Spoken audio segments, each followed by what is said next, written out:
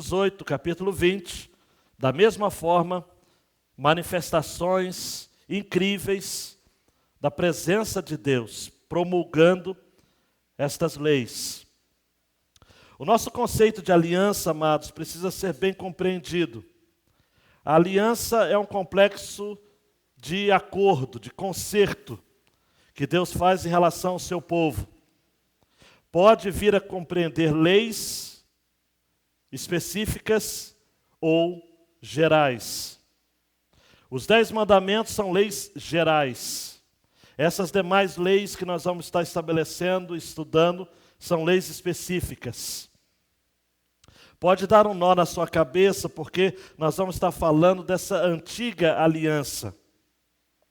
A aliança que fora superada, segundo a carta aos Hebreus, pela nova aliança, vinda através de Jesus, sem sombra de dúvida.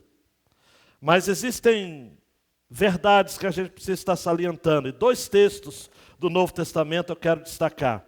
Pedir para alguém ligar a televisão aqui, por favor.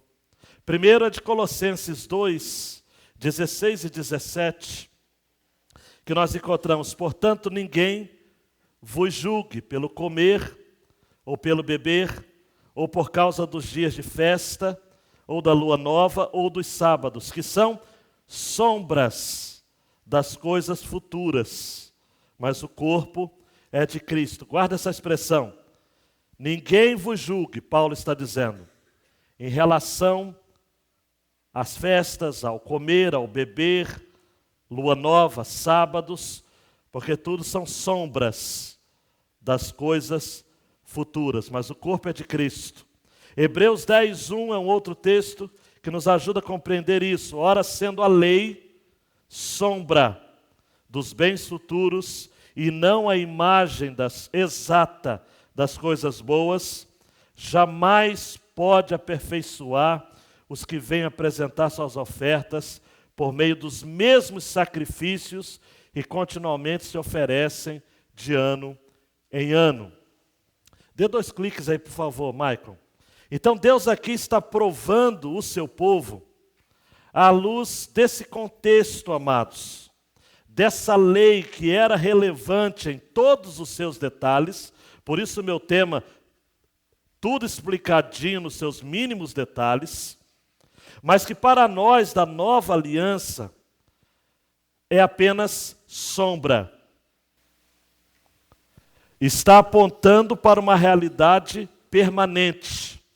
A antiga aliança é transitória, é cultural, é cerimonial, está determinada historicamente. A nova aliança, ela é multiétnica, ela é geral, ela é permanente. Ela é para todos os crentes de todos os tempos. Mas como sombra, ela apresenta ou representa algo que vem por aí. Quando vemos a sombra de alguém, nós temos a certeza de que esta sombra está refletindo a imagem de alguém que é real. A sombra não é real, mas aponta uma pessoa real.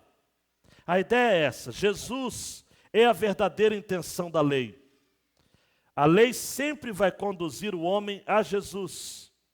Jesus é a total satisfação da lei, porque ele cumpriu todas as exigências da lei em nosso favor. Ele é a perfeição e ele é o cumprimento de tudo.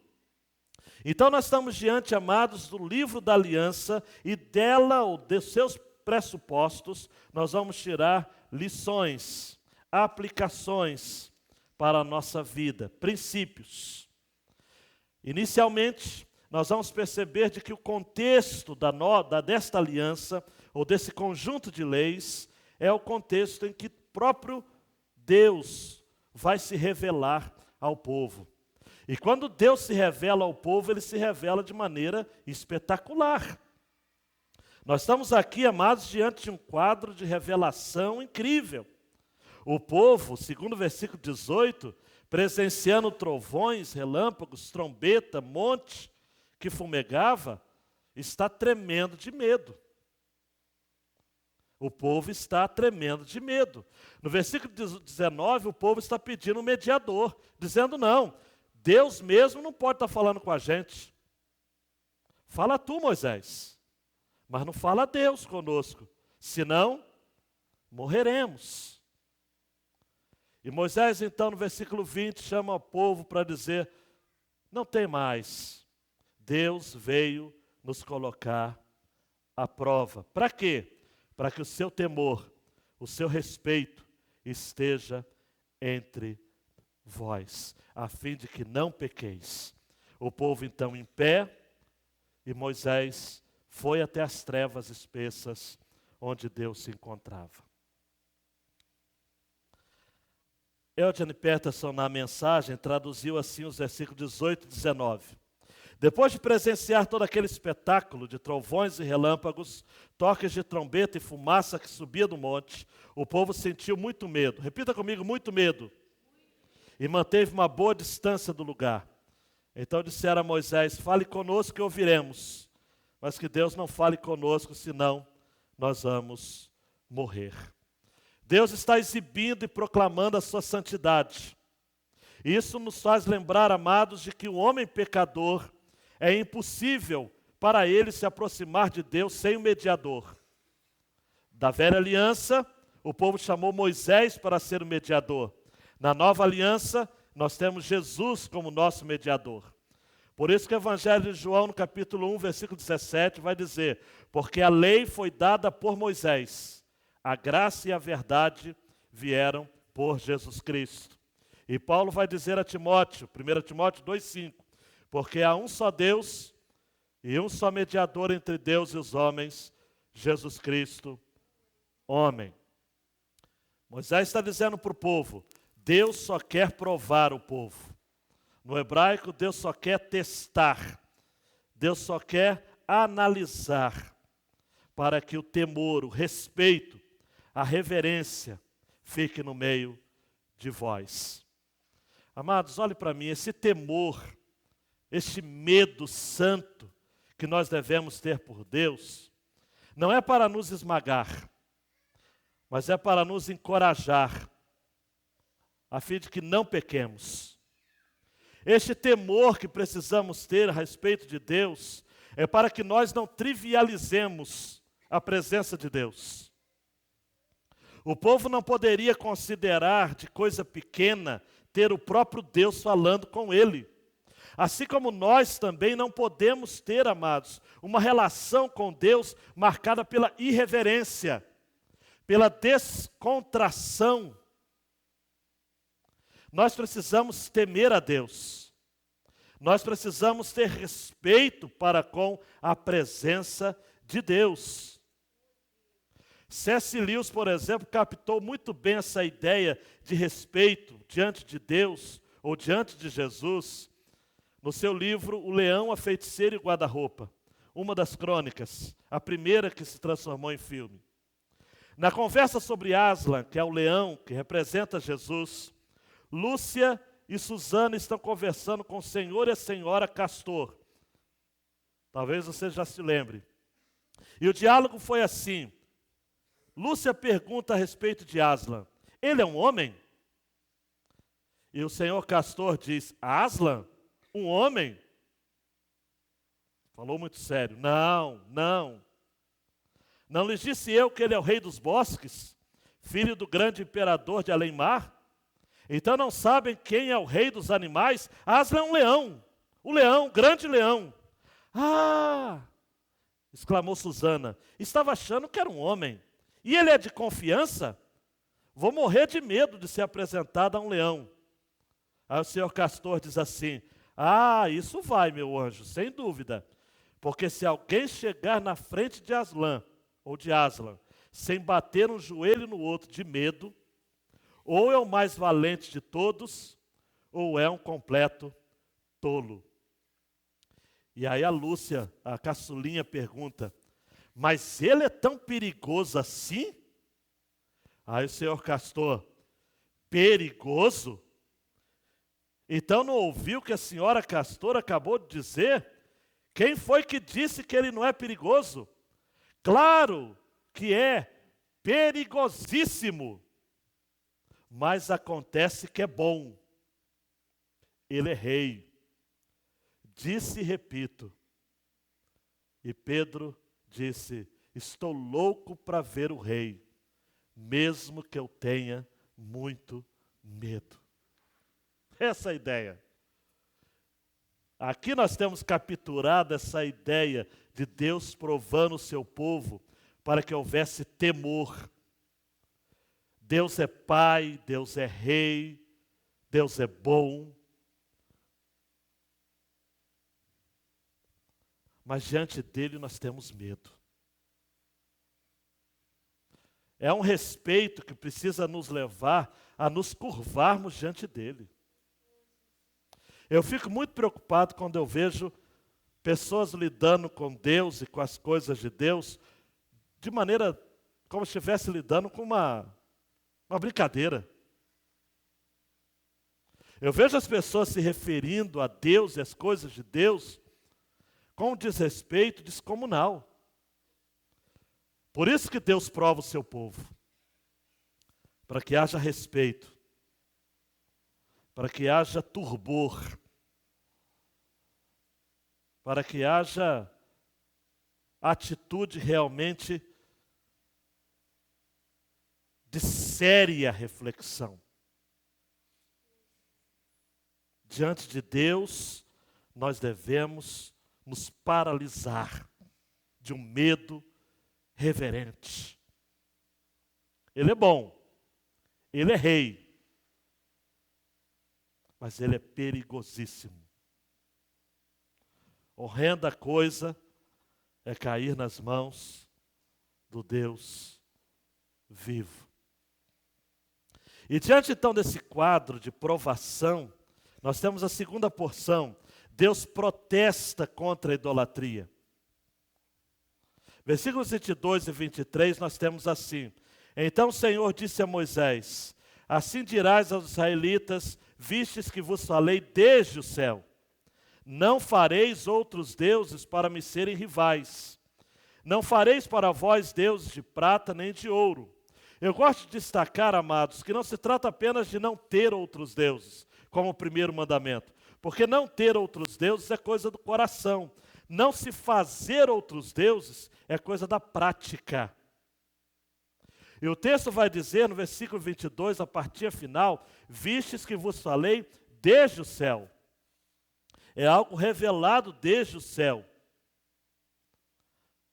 A revista atualizada traduziu assim: então disse o Senhor a Moisés: assim dirás aos filhos de Israel, vistes que desde os céus eu vos falei, não fareis deuses de prata ao lado de mim, nem deuses de ouro fareis para vós outros. Há uma reiterada advertência aqui sobre a confecção de ídolos. E aqui se encontra a expressão: não fareis outros deuses para me serem rivais. A nova tradução na linguagem de hoje traduziu assim o 23. Não façam deuses de prata ou de ouro para adorá-los ao mesmo tempo que vocês adoram a mim. Porque eu já disse isso quando preguei sobre esses mandamentos. O nosso Deus exige exclusividade. Aqui nós temos, amados, e Castro sugere isso, que a proibição preserva a distinção entre o Criador e a coisa criada. Porque quando você começa a dizer, olha, Deus se parece com essa imagem, Deus se parece com esse peixe, com uma montanha, com o ser humano, você reduz a Deus. Ou pelo menos o faz graficamente. E ele se torna algo menor, manipulável.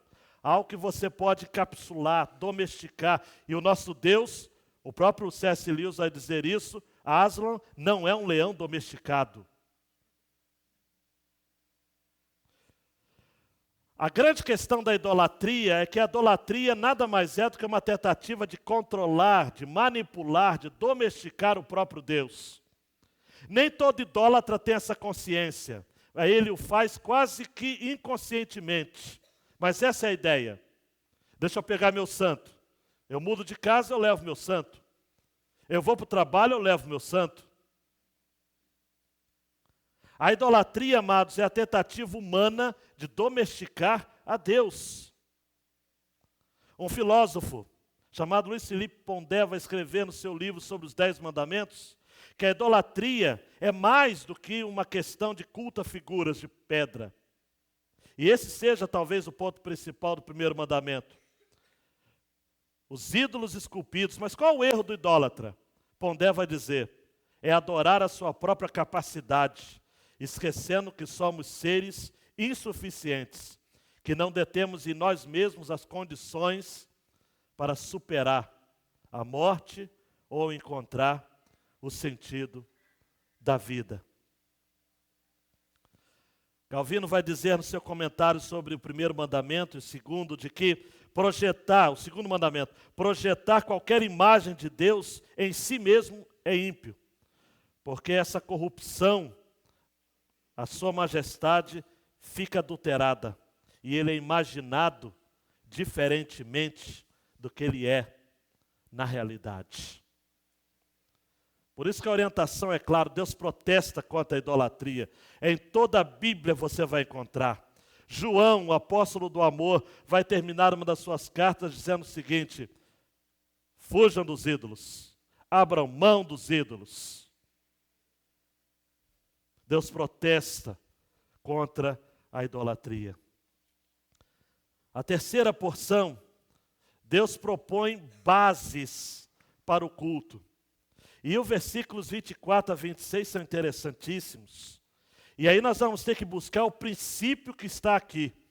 Porque é uma regulamentação tão específica que eu não quero que você saia daqui fazendo isso, mas obedecendo o princípio. Preste atenção. Tu me farás um altar de terra e sacrificarás sobre ele teus holocaustos e tuas ofertas pacíficas, tuas ofertas e teus bois. Em todo lugar em que eu fizer celebrar a lembrança do meu nome, virei a ti e te abençoarei. Se me fizeres um altar de pedras, não construirás com pedras lavradas, pedras trabalhadas. Pois se usares o teu cinzel nele, tu o profanarás. Não subas por degraus ao meu altar, para que a tua nudez não seja exposta ali. Preste atenção, aqui Israel é advertido a respeito do altar. Esse altar deveria ser feito de terra, e há várias razões para isso. Uma delas é de que o altar era uso temporário. Se fosse construído de pedra, poderia mais tarde ser usado de maneira não autorizada, supersticiosa. As instruções vão ser detalhadas, e nós vamos chegar neste ponto, quando o altar do tabernáculo for construído. O tabernáculo teria um altar permanente, feito por ourives, homens inspirados por Deus para talhar pedras. Os altares pagãos eram feitos de pedras. Aqui Deus sugere um altar de terra. Deveria ser sacrificado holocaustos, ofertas, tuas ovelhas e teus bois. E em todo lugar em que fizer celebrar a lembrança do meu nome, virei a ti e te abençoarei. Preste atenção aqui que há um princípio de exclusividade também no texto, não é? Tu me farás um altar. Seu culto precisa ser um culto exclusivo para Deus. Você está aqui para quê? Para Deus. Seu pensamento tem que estar em Deus. Tu me farás. Uma outra observação que eu vejo nesse texto é o seguinte: em todo lugar em que eu fizer celebrar a lembrança do meu nome, virei a ti e te abençoarei. Aqui dá a ideia de que onde quer que o adorador esteja e se lembrar do nome de Deus, ele vem até ele e o abençoa. Você é um culto móvel. Você é um culto encarnado. Você é um adorador que não precisa estar preso a locais, a um templo santo da sua denominação, a terra santa lá na Palestina. Você é santo. Onde você está é terra santa. Onde você lembrar do nome de Deus, o texto diz: virei a ti e te abençoarei. Lá no seu trabalho, lá na sua escola, na sua faculdade, caminhando pela rua, trabalhando no seu carro. Basta lembrar. O altar feito de terra, amados, representa a sinceridade, a simplicidade que deve ser o nosso culto a Deus.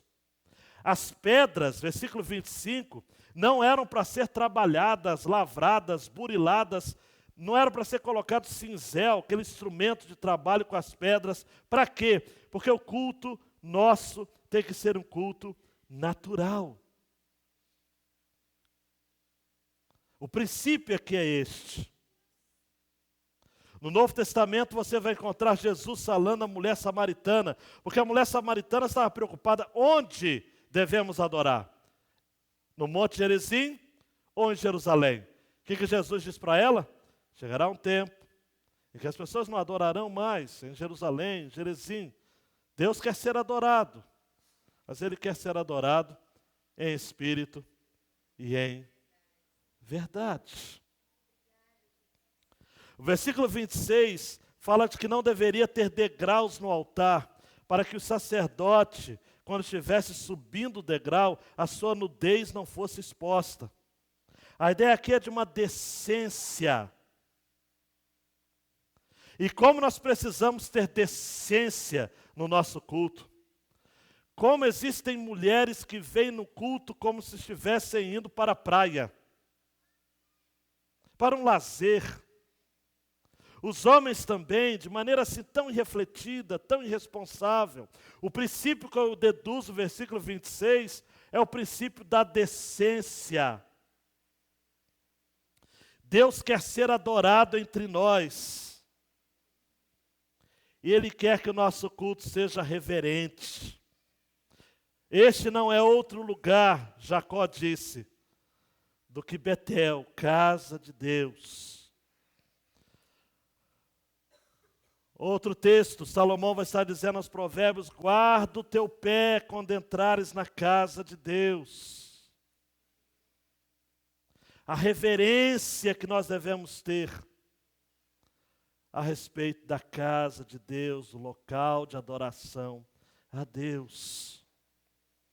Nós, os batistas amados, seguimos uma tradição de fé antiga, de 1689, que no capítulo 22, Confissão de Fé de Londres.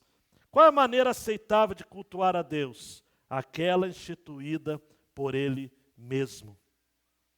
A maneira aceitável de se cultuar o Deus verdadeiro é aquela instituída por Ele mesmo e que está bem delimitada por sua própria vontade revelada, para que Deus não seja adorado de acordo com as imaginações e invenções humanas, nem com sugestões de Satanás, nem por meio de qualquer representação visível ou qualquer outro modo não prescrito nas Sagradas Escrituras.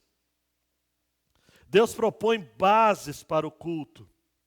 E retirando, amados e amadas, as questões locais, cerimoniais, há princípios aqui. O culto tem que ser exclusivo. Me farás um altar. O culto tem que ser de memória, em qualquer lugar. Todo lugar em que fizer celebrar a lembrança do meu nome, virei a ti. O culto tem que ser natural, simples, um altar de pedras, mas não de pedras lavradas, trabalhadas. E o culto tem que ser decente. Não subas por degraus ao meu altar, para que a tua nudez não seja exposta. Na Bíblia, amados, essa ideia da nudez é muito bem observada. Quando o homem e a mulher notaram que estavam nus, primeiro eles fizeram roupas para si, de folhas. Depois o próprio Deus foi o primeiro estilista. Ele mesmo fez as primeiras roupas para o homem e para a mulher. Há recomendações no livro de Levítico para que o homem, o filho, não saiba da nudez do seu pai. Qual foi, por exemplo, a grande crise na família de Noé, amados? Logo após a salvação, através do dilúvio, da arca de Noé, não foi que um dos filhos de Noé fizeram pouco caso, chacota da sua própria nudez? Se lembram disso? Nudez, decência, ordem, reverência, culto a Deus tem bases sérias. Aplicações, amados, que eu gostaria de estar fazendo. Guarde seu coração agora. Ainda mais. Primeiro, Deus é santo e exige justiça. Não se pode conviver com um Deus santo sem algumas exigências de santidade. Pedro vai escrever a sua carta, 1 Pedro 1, 15 e 16. Mas como é santo aquele que vos chamou, sede vós também santos em toda a vossa maneira de viver. Em toda a vossa maneira de viver. Porquanto está escrito, sede santos, porque eu sou santo. Deus é santo e exige, repare comigo que eu não escrevi aqui, propõe, sugere. Deus exige santidade. Deus está no templo, cale-se diante dele toda a terra. A expressão da Bíblia. Todas as vezes que nós temos a presença de Deus, nós temos homens que se curvam. Deus está presente. Deus está aqui. Deus é santo. Deus é justo. A segunda aplicação. Não há homem ou mulher na terra que não fique em espanto diante da presença do nosso Deus. Porque Deus não é domesticado. Aslan não é um leão domesticado. Salmo 89, 6 e 7 diz: pois quem no céu se pode igualar ao Senhor?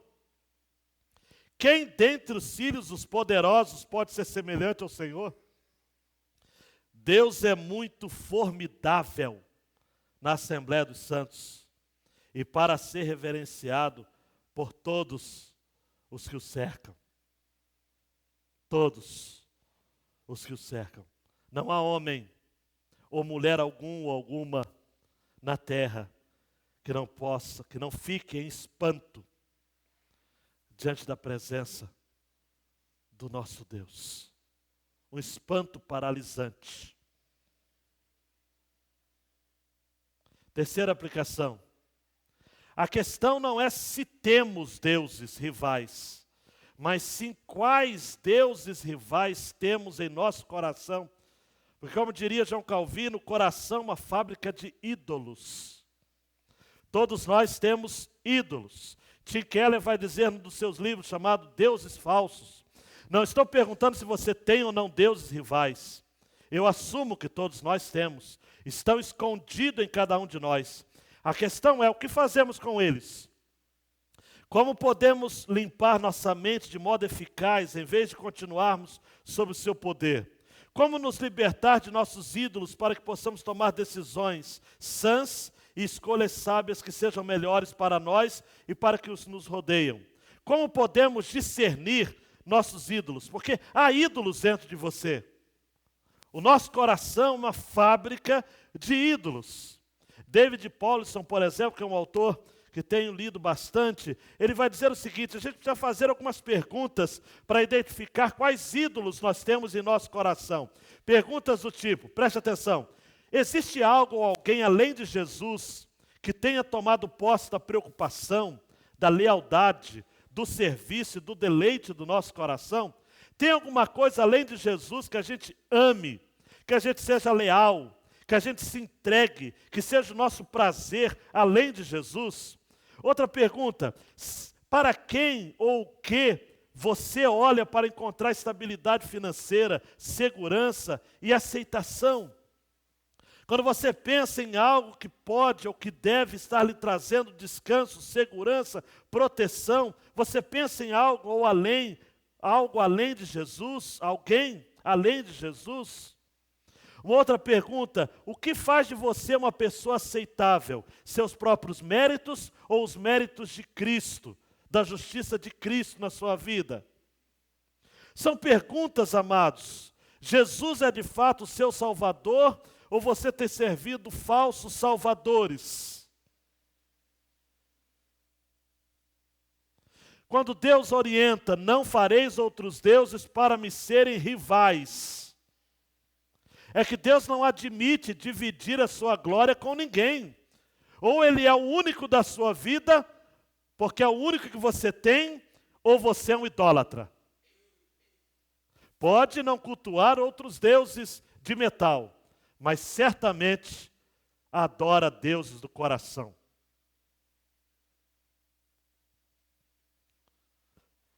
Todo homem é um adorador. A pergunta é, a quem ele adora? Ele pode ser um verdadeiro adorador, adora um verdadeiro Deus, ou ele pode ser um falso adorador, adorando um falso Deus. O jornal Globo, hoje na revista, falou sobre as manias das pessoas e as doenças emocionais do coração relacionados aos vícios da tecnologia. A nomofobia, por exemplo. Você sabe o que é nomofobia? Não é homofobia não, tá? Nomofobia é o medo de ficar sem celular. Ai, meu Deus. Existem outras. Pessoas, por exemplo, que sonham que estão sem WhatsApp e têm até calafrios. São ídolos. O dinheiro. O consumismo. Um homem chegou para sua mulher e falou o seguinte: você não tem 50 vestidos. Os 50 vestidos é que tem você. Idolatria. O medo do futuro é uma idolatria. Quem cuida de você? Quem nos sustenta? Quem permite que você tenha refeição, que tenha se alimentado hoje? Para você? Cuidado com os deuses rivais. Outra aplicação. O nosso altar, um clique aí, Michael, por favor. O nosso altar de adoração deve ser uma expressão da vontade de Deus e não da nossa. Nós não temos que adorar a Deus de qualquer jeito, do nosso jeito, porque o altar do eu não é o altar de Deus. Você pode repetir comigo essa última frase apenas. O altar do eu não é o altar de Deus. Por isso que Deus falou o seguinte: vem cá, tu me farás um altar de terra. Eu não quero nada de pedra. E se fizer um altar de pedra, não quero que lavre as pedras, que use cinzel, que trabalhe com elas. Eu quero que você me adore do meu jeito. Olhe para mim, amados, por favor. Por favor, eu preciso dizer isso a você. Deus não gosta de invencionices. O culto tem que ser para Deus, do jeito de Deus. O seu altar de adoração tem que ser como Ele determina. Jesus disse à mulher samaritana: eu quero que me adore desse jeito, em espírito e em verdade. Hebreus 13:15 vai dizer: portanto, ofereçamos sempre por Ele, a Deus, sacrifício de louvor, isto é, fruto dos lábios que confessam o seu nome. Tem que ser do jeito de Deus. Outra aplicação. Nosso culto ao Senhor deve gerar reflexões seríssimas sobre o lugar de Deus em nossa vida. Temos que pedir para Deus sondar o nosso coração. Porque, como disse Richard Baxter, se é a Deus que você está buscando em sua adoração, você não ficará satisfeito sem Deus. Você está buscando a Deus em sua adoração? Então você não vai ficar satisfeito enquanto não tiver. Enquanto não ter com Ele, ou não estabelecer com Ele uma comunhão. Enquanto você não tê-lo. Por isso você precisa pedir ao Senhor que prepare seu coração. Salmo 66:18 vai dizer: se eu atender a iniquidade no meu coração, o Senhor não me ouvirá. E o Salmo 115:1 vai dizer: não a nós, Senhor, não a nós, mas é o teu nome da glória, por amor da tua benignidade e da tua verdade. Quer encontrar a Deus? Adore-o de modo verdadeiro. Teu coração quebrantado, Ele não rejeita. E por fim, não se relacione com Deus de modo irreverente. Os olhos dele estão sobre toda a terra.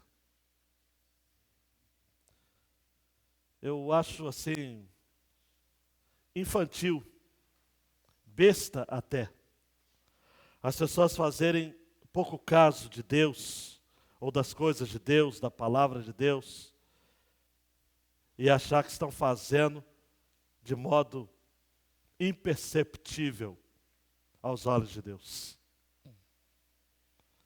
Ninguém consegue esconder nada de Deus. Você pode esconder de mim, que sou seu pastor. Você pode se esconder dos seus pais. Você pode se esconder do seu cônjuge. Mas você jamais conseguirá fazer alguma coisa escondido de Deus. 1 Pedro 3,12 diz: porque os olhos do Senhor estão sobre os justos, e os seus ouvidos atentos às suas orações. Mas o rosto do Senhor é contra os que fazem o mal. Os olhos do Senhor estão sobre os justos. Seus ouvidos estão atentos às suas orações. Mas o rosto do Senhor é contra os que fazem o mal. Por isso, amado e amada, a grande ideia que eu citei no início, quero reforçar agora no final. O nosso Deus, que é santo, estabeleceu princípios santos para o seu povo chamado para ser santo. E com isso, preste atenção aqui, por favor. Nós temos todo o potencial à nossa disposição. A santidade, tem gente que fala o seguinte: a salvação é pela graça, a santificação é pelos nossos esforços. Nada poderia ser mais errado. Tanto a salvação quanto a santificação são pela graça.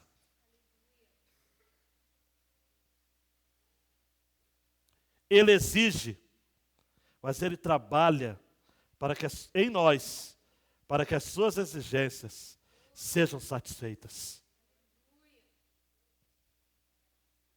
Você pode dizer amém? Isso não é grandioso, amados? Já imaginou se Deus fosse apenas aquele que nos cobra? Ele nos cobra e nos dá condições para cumprirmos aquilo que Ele nos cobra. Isso me faz lembrar a história de um homem que costumava zombar das coisas de Deus. E certa noite ele teve um sonho que estava caindo no grande precipício. E em sua queda ele viu um pequeno arbusto e se agarrou na tentativa de se salvar. E ali pendurado ele começa a gritar, pedindo que alguém o ajudasse. Ele podia sentir o arbusto se desprendendo da terra devido ao seu peso. Ele olha para baixo e vê só escuridão. E ele começa a gritar. Nisso ele olha para cima e vê no seu sonho Cristo à beira do abismo, dizendo: largue o galho e eu o salvarei. E ao ouvir que o Senhor lhe dizia, ele tornou a olhar para baixo, não tinha coragem de soltar o arbusto. E ele voltou a clamar. Novamente ouviu a voz de Cristo dizendo a mesma coisa: largue o galho e eu salvarei você. Ele sentiu sua mão deslizando do galho, no desespero da sua angústia, viu-se precipitando no ar e imediatamente as mãos de Cristo segurando. Ele acordou. Havia sido apenas um sonho. Mas a partir daquele dia em diante, ele deixou de segurar-se no que era incerto e falso e passou a confiar de verdade em Cristo. Às vezes nós nos mostramos indiferentes, até mesmo contrários em relação às coisas de Deus. Achamos que não precisamos de Deus, confiamos nos galhos da autojustiça, dos merecimentos próprios. da justiça pessoal. E nós vamos caminhando em meio a imensos abismos, sem nos dar contas de que nós estamos confiando em frágeis artifícios.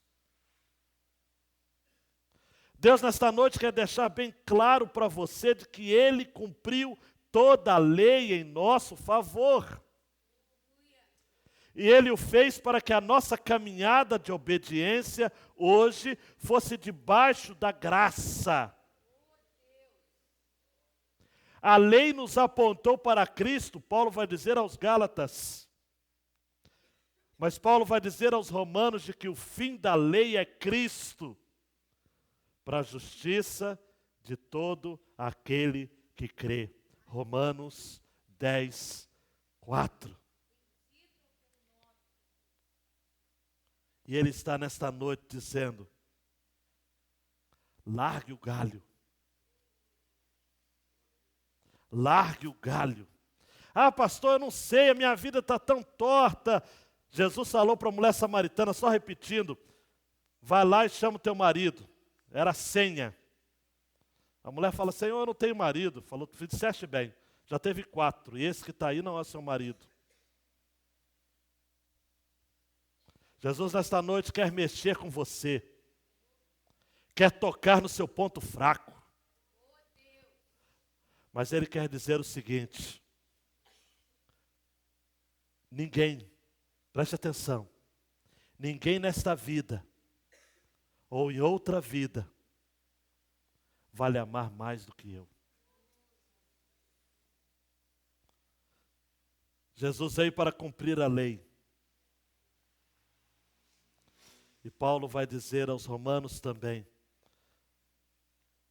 que nós somos justificados, declarados inocentes.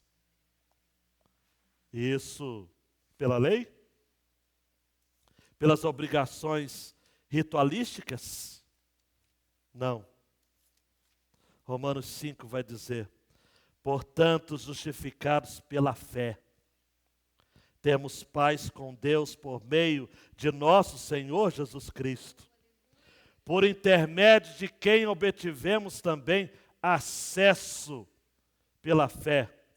No grego, prosagogê, livre acesso, acesso desimpedido a esta graça, na qual estamos firmes e nos gloriamos na esperança da glória de Deus. Livre acesso.